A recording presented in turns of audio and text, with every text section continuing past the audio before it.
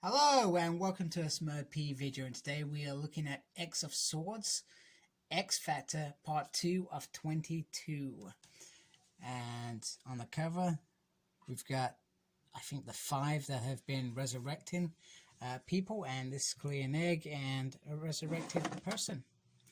That is the only way I can describe it. So, I probably shouldn't have done this on camera, so apologies.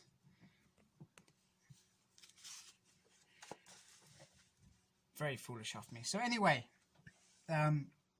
Rich is in a bad way, and so is Apocalypse, and they're being brought back to Krakon. And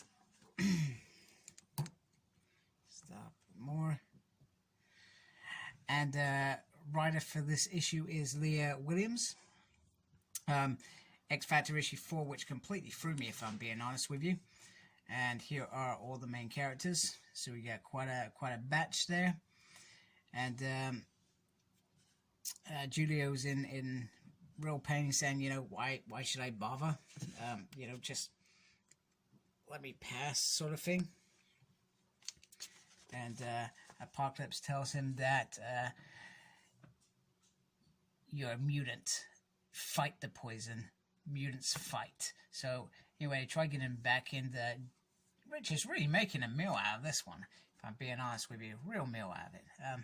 Never known Richard to be. I probably do.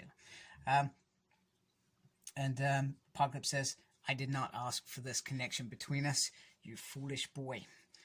Meanwhile, we have the team preparing to download all the information into X-Force to get them going, as well as giving Psyche the heads up.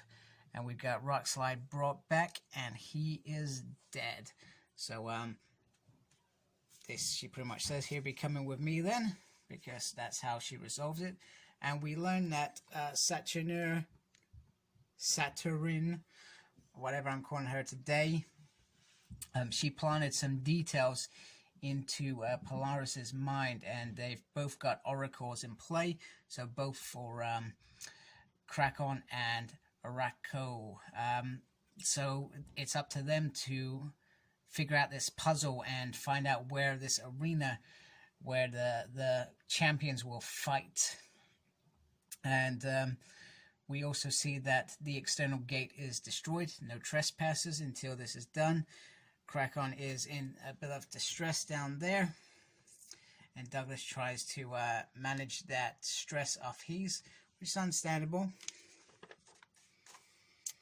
And then we get a little bit here, Floating Kingdom of Roma Regent. So this is about Roma and her role, and Roma has a deep history with the X-Men and the Excalibur team. I think, I'm not 100% sure about the Excalibur point, but I think so. Pretty much Rachel Grey tries to go into Polaris's mind to find out, and she gets kicked out by a firewall, which is been set up by Saturn. So it's up to Polaris to figure out this mystical prophecy on her own, by her own means. And meanwhile, Richard is still in a lot of pain, and the healer is not healing him. He's basically decided that he's just better off just going. Apocalypse doesn't agree with that, and pretty much starts killing him, and is told to stop. And we get this scene here, which is quite a cool scene. And it looks like he's being attacked by the Apocalypse kids again. However, it is Rachel Grey trying to stop him from killing the healer, and try and get him to quiet down, etc. And then we get this bit, which is the Holy Republic of Fae. Now we get this lovely homage to Chadwick Boseman. Very talented actor. Loved him as Black Panther. Sorry to see that he passed, but what a man to go through that and do the things that he did in the last few years. Fantastic bloke, absolutely fantastic, and sad news. Okay, so Polaris is still feeling a little bit guilty because she could have stopped the sword that killed Santo, and she shares her mind with Xavier to show what an ambush it was, and how these casualties of war need to get back to us. So Richter and Rockslide, they also do the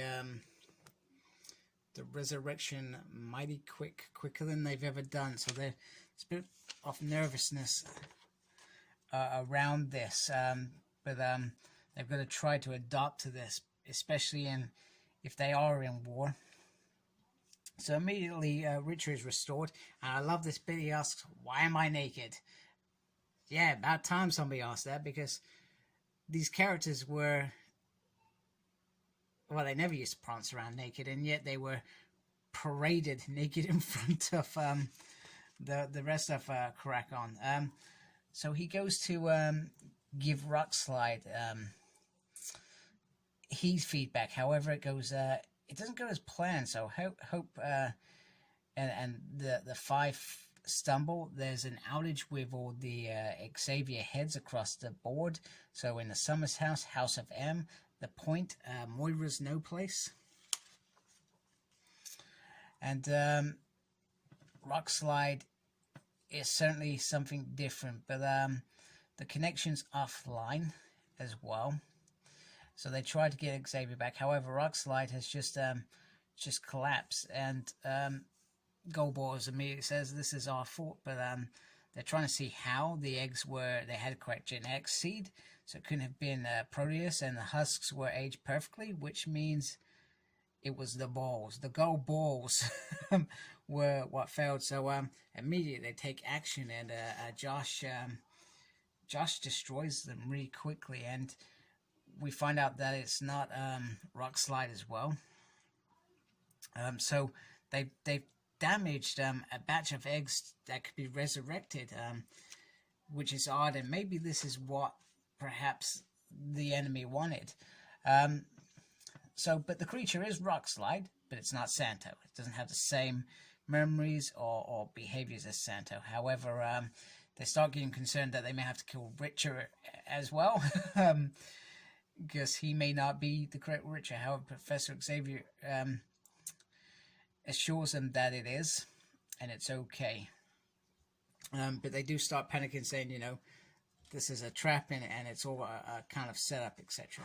And then we get this bit, which is the after-action report on Rockslide, who is dead, basically. So, yeah, it's pretty cool. Okay, the most crucial part of this chapter 2 is we find out that, damn it, Santo is dead for real. I'm quite shocked. I always enjoyed him as a character quite a bit. Not many characters that you can get upset about, but he's one that I'm kind of upset. It goes all the way back to New X-Men, Young X-Men, when he was an X-Man. Great character. So disappointed with that. The rules have changed. So if you die in Otherworld, it's you can't come back. So it wasn't the eggs that failed. It was because they were in Otherworld, and this is probably the first death experienced. Now this means if they do this tournament, those who go to fight are generally putting themselves at risk. They could be dead for real, making this real now, because I was thinking about this. Well, it doesn't matter if they go in a tournament and die, because they just get resurrected. So real game changer, and perfect, because now this makes it even more of a story that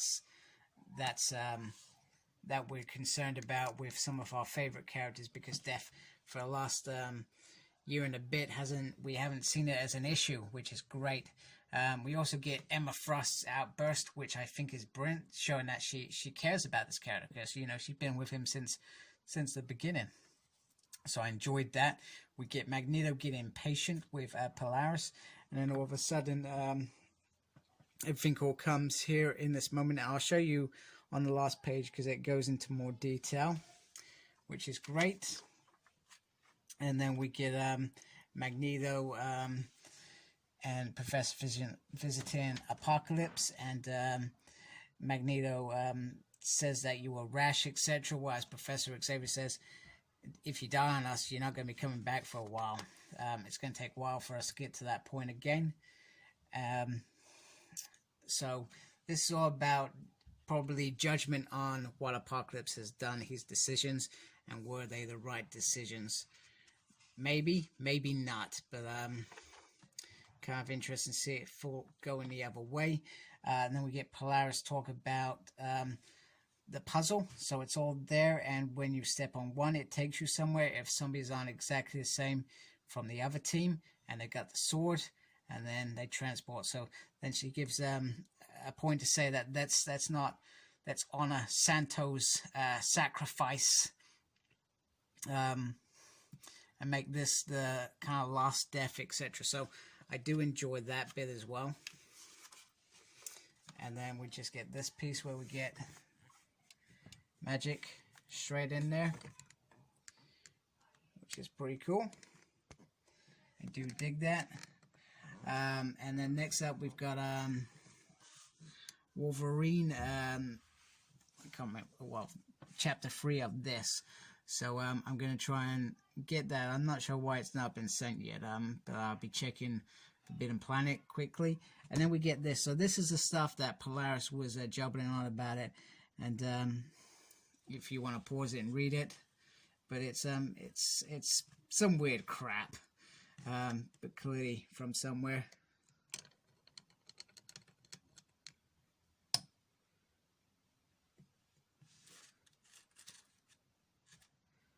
So you're welcome to pause that, and that is it. So next up in the chapter range, we've got Wolverine, we got X-Force, we got Marauders, Hellions, New Mutants, Cable, all coming up. So for me, this was this issue flowed a bit better than the last one. I felt like I got the story a bit more than the first issue. I'm not ashamed to say that. The first story seemed a bit, you know, it was not hard work, but I had to give it some thought. Whereas this just flowed. I knew all the characters. I enjoyed it. Everything made sense.